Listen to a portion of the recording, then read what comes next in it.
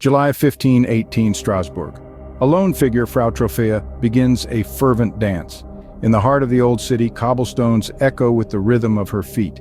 Unseen by the world, a scene is set for a tale so strange it defies belief. In this quiet corner of France, Frau Trophäa dances alone. Yet her dance is not one of joy nor of celebration. It is a dance that knows no rest, a dance that refuses to end.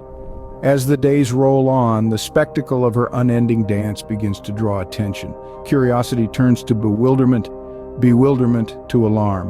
One by one, others join. The crowd grows, the dance continues. Within a week, Trophäa's relentless dancing had attracted a crowd of 36. By August, 400 souls were ensnared in this unexplained mania. How could such a thing occur? What force could drive such a spectacle? The dance had begun and Strasbourg would never be the same. Despite exhaustive records, the cause remains a mystery. In the summer of 1518, Strasbourg was in the grip of a dancing plague, an epidemic that still boggles the mind of historians and scientists alike. Historical documents from the period tell a tale of a strange phenomenon, as if the city was caught in a macabre ballet. Physician notes describe the symptoms: fever, hallucinations, and of course, ceaseless dancing. Sermons from the time speak of divine punishment, a city caught in the throes of a frenzied penance. Council records detail the measures taken to control the situation, but nowhere is there a clear explanation for the occurrence. Interviews with today's historians and medical experts offer a variety of theories. Some suggest that the dancers were victims of ergotism, a condition caused by ingesting rye infected with a certain kind of fungus.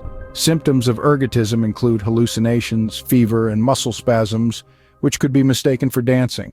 Others believe that religious fervor might have played a role. Could the red shoes, adorned with crosses, worn by the dancers in a bid for divine absolution, suggest a deeper religious significance to the epidemic?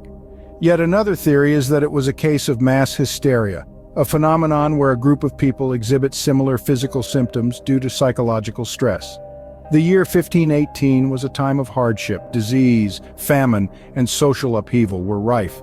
Could the stress of the times have manifested in a collective psychological break, expressed through uncontrollable dancing?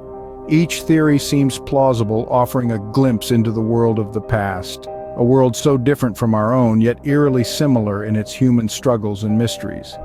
But none offer a definitive answer. None can fully explain the bizarre spectacle that unfolded in the streets of Strasbourg over 500 years ago. Theories abound, but none can fully explain why the dancing plague gripped so many. The authorities were baffled. Desperate measures ensued. As the dancing epidemic spread like wildfire, the city's leaders were forced into action. They believed that the only way to cure this mysterious affliction was by dancing it out. Guild halls, once bustling with trade and commerce, were transformed into vast dance halls. Musicians were summoned, their melodies echoing through the city streets day and night. Strong men, too, were called upon. Their task? To assist the weary dancers, to hold them up when their legs threatened to give out. Yet the dance continued, relentless and unforgiving. In a last-ditch effort to stop the madness, the afflicted dancers turned to a higher power. They donned red shoes, crosses painstakingly painted on them. They danced and prayed, their pleas for absolution ringing out over the cacophony of music and movement.